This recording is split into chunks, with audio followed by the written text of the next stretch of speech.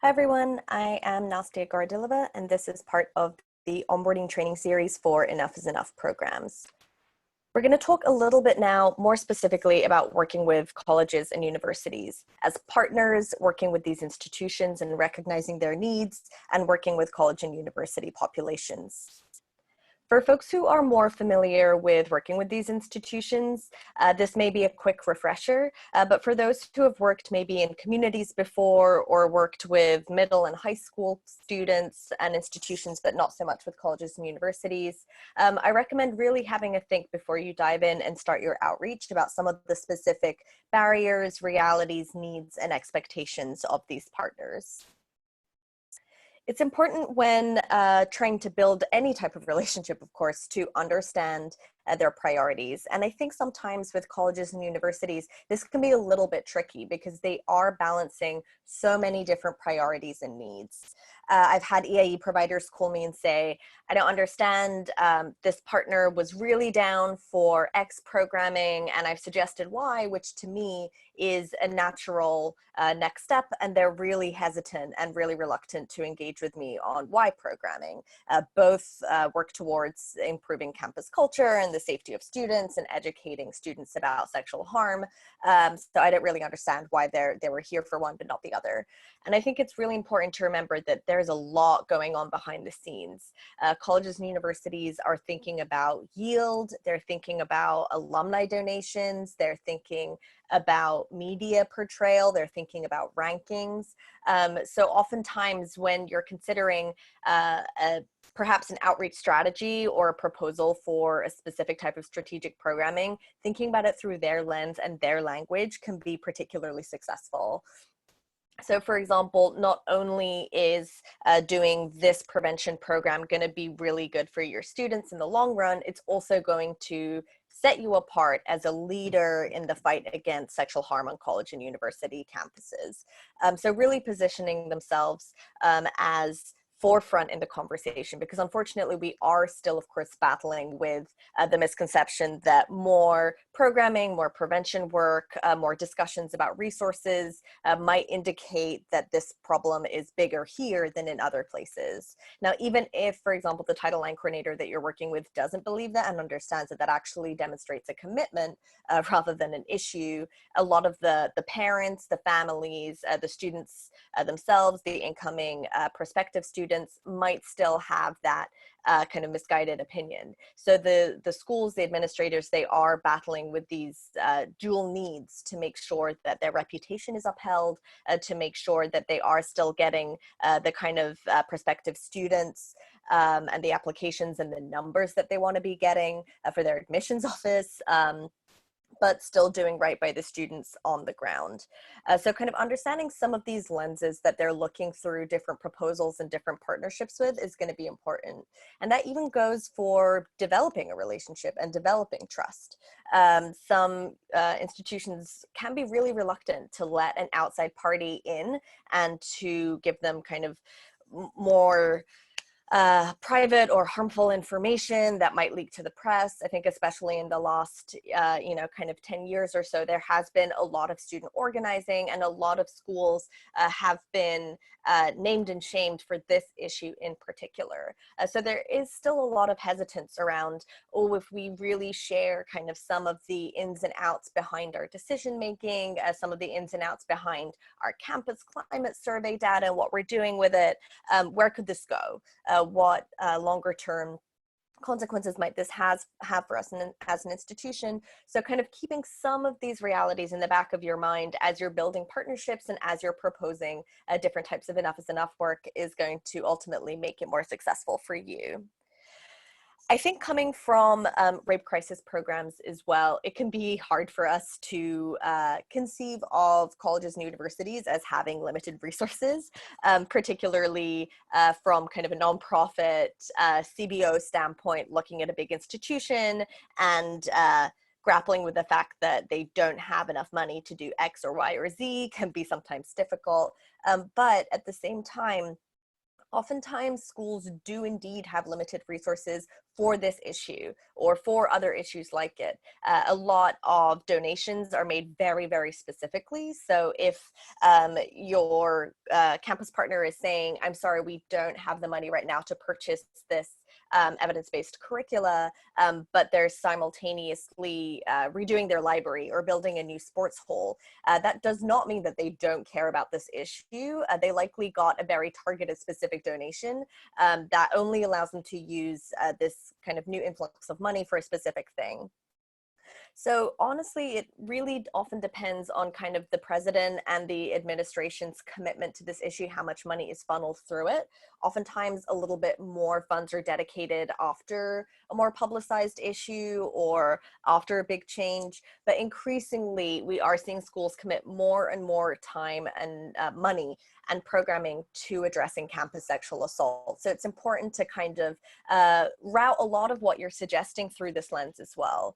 So for example, when you're talking about strategic programming and the importance of the campus climate survey or of doing a needs assessment, which I'll talk about in later sections, instead of it'll be helpful for me in my Enough is Enough work to figure out what would be the best fit for you and your school and your populations this semester, to instead kind of focus on I know that you have such limited resources for addressing campus sexual assault. I want to make sure that you are not spending them in an area that isn't actually in such great need on your campus. So let's instead figure out what exactly you need to be addressed. Is it prevention? Is it direct services? Is it the Title IX process? And then we can focus your limited resources in that direction and make sure you're not wasting money. I've kind of touched upon this already, but building trust is really important. It's not necessarily always going to be there from the get-go. And, you know, it is difficult, and I completely validate that with Enough is Enough work, it can be really hard because the power dynamic isn't always in your favor as the Enough is Enough provider, as the EAE program.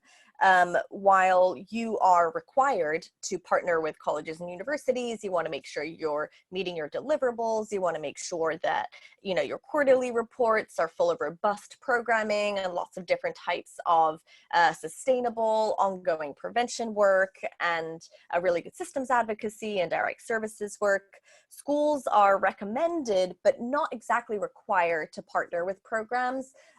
It does say that if you don't have the resources that you need to meet the Enough is Enough requirements in the law, that you should engage in an MOU with a local agency or organization.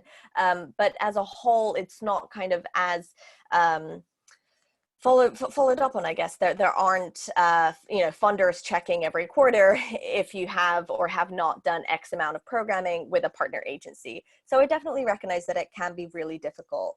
And I think building a community around Enough is Enough providers in your region is really key. It can be hard work, right? And it can be isolating work, particularly as I know quite a few of you are housed within organizations that maybe do a little bit more direct services work than a kind of community outreach and prevention programming work. This isn't the case for everyone, of course, but for some of you it can be. So already kind of that need to talk with someone else who understands that you've been reaching out, and this person has not replied, and that can be frustrating. That's totally valid, and definitely feel welcome to contact your TTA provider and engage in your kind of regional Enough is Enough meetings to make sure that you are strategizing around solutions. You know, I kind of always remind new folks coming in that if you're feeling frustrated that you are reaching out with free expert services that this campus needs in order to fulfill mandatory state law requirements, and it's frustrating that you're not getting an answer, that's fine. That's okay. It's valid to be frustrated. Think of something different. Think of something creative. Again, think through this lens of limited resources and campus priorities, and maybe that might give you some more ideas. Talk to other Enough Snuff providers, talk to your TA provider, and think of a different outreach strategy. And kind of with strategic programming, we're going to talk about this a lot later, so I'm not going to dive too deep in, but do leverage campus climate survey data. Do leverage if the campus that you're working with has been really reluctant to do more than onboarding training, and then it does end up, you know, in the local paper for a case or for something to do with this issue. Kind of use that opportunity to reach back out and say, look, I see this is happening. Let's make sure that you're totally covered, totally set. We're going to talk about this later in primary prevention and trainings, but there are a few mandatory populations that you must train in the Enough is Enough law in 129B. So let's just make sure that we've got at least those communities covered but before we move on. The webinar I've linked here is a really early one. It's from kind of the first couple years of the grant, but for newer folks, it can give a really good overview of some of the different strategies and dynamics from orgs doing the work on the ground. So we're going to talk about this a lot when we're talking about strategic programming, but it is absolutely critical for you to know your schools, know your institutions, oftentimes before you even make a plan. The type of institution is really going to alter their needs. Is it a community college? Is it a trade school? Is it a four-year school that is residential? Are most of the students commuter? Is it predominantly graduate programs that are there? What type of institution you're serving is really going to influence the type of prevention programming that you offer, your strategies for direct service outreach, both the curricula that would even work with this student body, and also the times that it could make sense. For example, working with commuter students, it's not going to be as successful to offer evening programming, right? Whereas with residential schools, that tends to be where a lot of the clubs, societies, organizations do meet. So that might work a lot better. Similarly, the student body, are there a lot of international students? Are there a lot of resumed undergraduate education students? Are there a lot of older students? Are there a lot of grad students who are coming from abroad? Are there a lot of grad students who are living with their families? Is it mainly a school where it's kind of folks after high school, you know, 18, 19-year-olds who are entering the freshman year class? That isn't the case with all institutions. Let's not forget that as well. Is athletics a big feature of the school? You know, if you're talking about doing a training that focuses on athletes as leaders, and then you're doing this to an audience, a student body where athletics is not a big deal at the school. I know at my undergrad, they they encouraged people to go to sports games rather than sports games being kind of sold out. So, you know, make sure you know the audience before you even make a plan, before you even kind of make a pitch. It's also important to recognize what existing resources there are at each of your campus partners. And I do meet each of your campus partners. And I know I'm suggesting a lot of prep work, but it's going to make your EAE work a lot more successful, targeted, and effective if you kind of do some of this homework beforehand.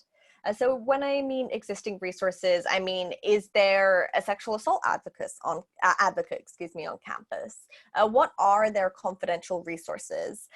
Some schools already do have somebody in-house, either in kind of a sexual health department, through the health center maybe, or even kind of connected to the Title IX office, or connected to other sexual health and sexual harm work on campus that already does prevention programming. So they might have somebody on campus that is responsible for all of the onboarding trainings.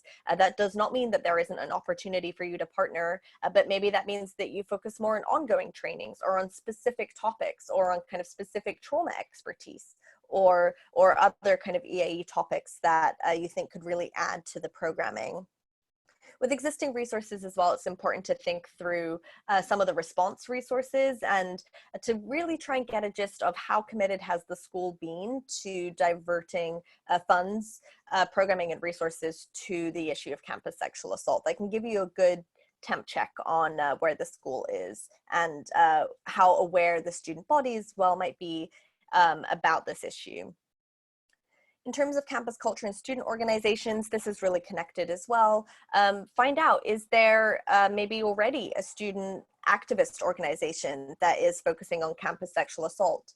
Has the student government addressed this issue? Is there a Take Back the Night group or an It's on Us chapter on campus? And try and connect with those students. And similarly with the campus climate surveys, they are mandated, the schools are mandated to do a biannual campus climate survey under 129B, and they must make that data publicly available. So familiarizing yourself with that data can be a helpful starting point.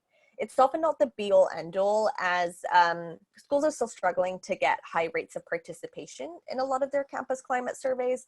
So make sure you do kind of have a look at the participation rates before you take something that you've gotten in the climate survey data as unequivocal, and move forward with that in the forefront of your mind, but definitely familiarize yourself there. In terms of stakeholders and gatekeepers, it's really important for you to remember that it's not just the Title IX coordinator who can be your entry point to doing Enough is Enough programming and direct services work at your school. Now, I will mention as well that there have been a few cases of Title IX coordinators being a little bit bristled when they are when someone circumnavigates them. So make sure that you're thinking through your strategy, as with any partnership, as with any relationship. So if you are working with a Title IX coordinator that used to be really responsive and used to be really down for a lot of exciting work and is now responding a lot less, maybe they had a new role added or new responsibilities added to their plate, maybe they have some really challenging caseloads on their hands. So, letting them know, hey, is it okay if I reach out to the director of athletics? I want to think a little bit more about programming there. I got their email from the website. If you could connect me with a warm referral by the end of next week, that would be great. Otherwise, I'm going to go ahead and reach out. So that way you've given kind of a heads up. You've given a timeline as well. Giving deadlines can sometimes be a successful strategy to getting folks to reply to your emails, regardless of who you're working with. But you've also kind of let them know. And at the same time, you're not sitting around and waiting for someone who might be busy, or, oh my goodness, might be on maternity leave or traveling and you didn't know that, So making sure that you're still trying to get your work moving forward is important.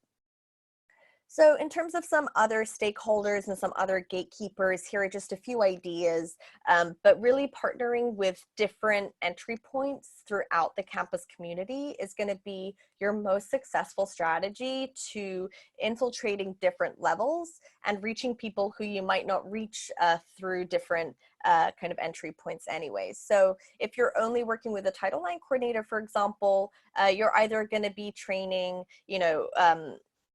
incoming students, which is great. That's mandated for all incoming students to get trained, doing some ongoing training that maybe is optional, right? So for folks who are interested, but for commuter students who maybe don't have the capacity to go to additional panels in the evening or bystander trainings at lunch or something like that, or students who are working full time, it's good to find other entry points to also make sure that you're really finding as many different ways to connect with campus populations as possible.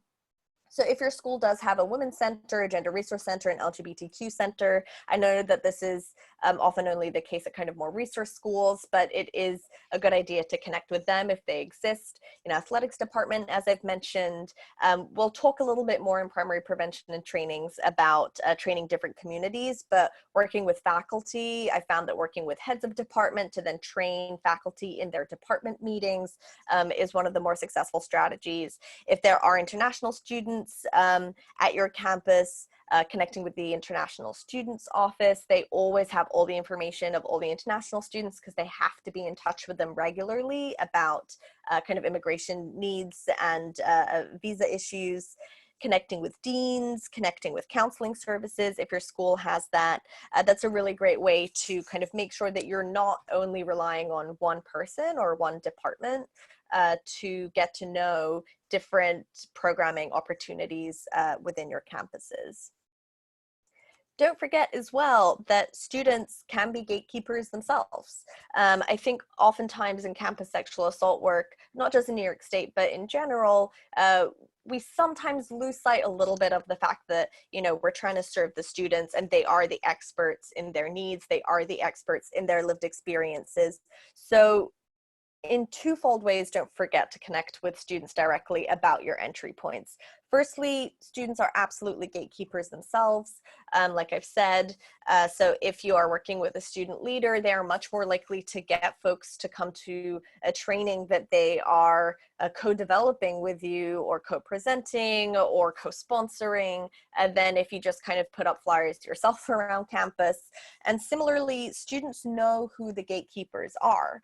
You know, at some schools, it's someone who, it's not necessarily in their job description for this particular administrator to be doing dedicated campus sexual assault work, but they are really committed to the issue and it's of personal interest to them for one reason or another. So they are the ones who actually have the pulse on who to connect to, what is going on, you know, where some of the funding streams can be, what some of the opportunities can be.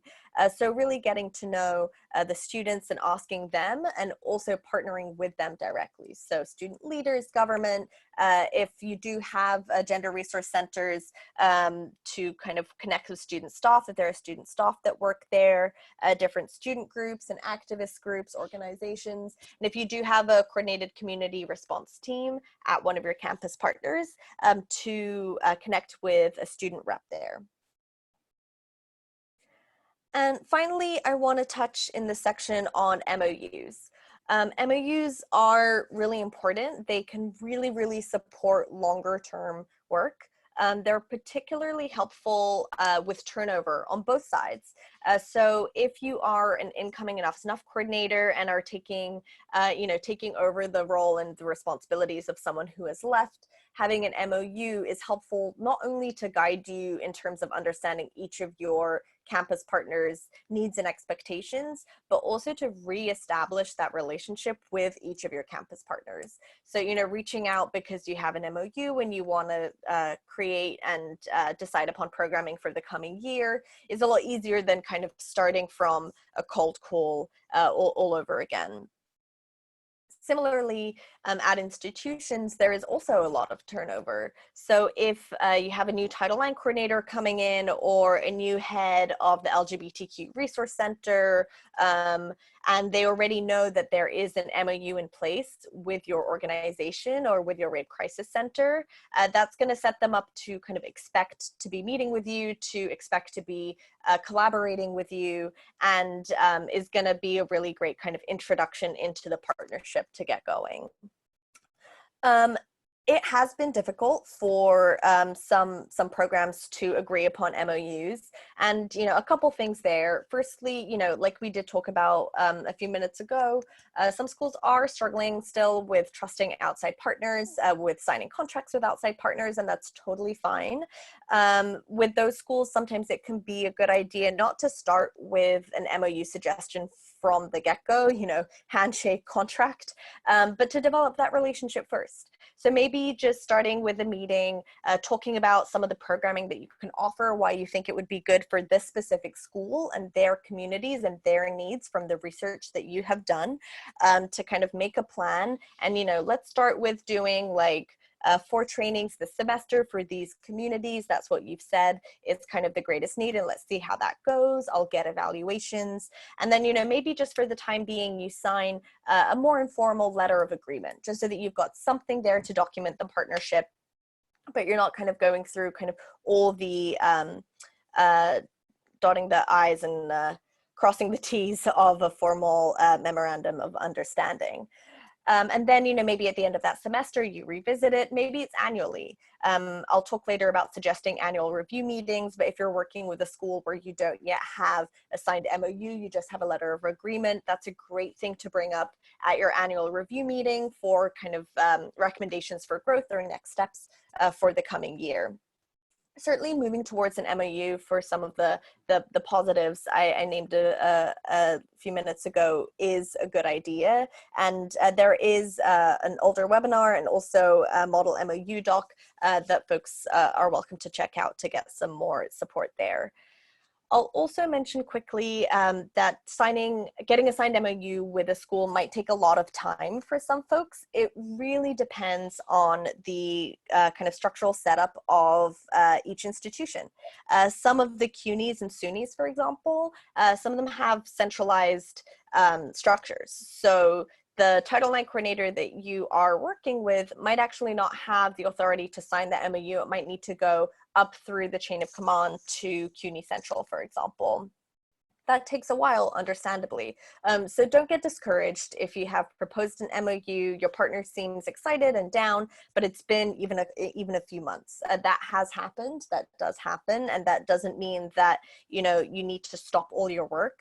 That's something I'll underline, that you don't have to have an MOU to do work. It's strongly recommended, and it is of benefit to you and to the campus partner as well. But if they have just said that, look, you know, I don't have the authority, it's not really going to happen this semester, we can revisit it in the future, but can you still come and do all this great programming that we've discussed for Sexual Assault Awareness Month and for our student government and, you know, support with our CCRT team? You can absolutely still say yes. I would recommend, like I mentioned, getting a letter of agreement, but don't let the lack of a signed contract impede the work that you're doing. And if you are curious about joint MOUs with other Enough is Enough providers with a shared campus, I talk about collaborating with EAE providers in the 129B Enough is Enough section, because there are really creative and strategic ways to make sure that you're meeting all of your campus needs, and to make sure that you are collaborating mindfully with other EAE providers as well.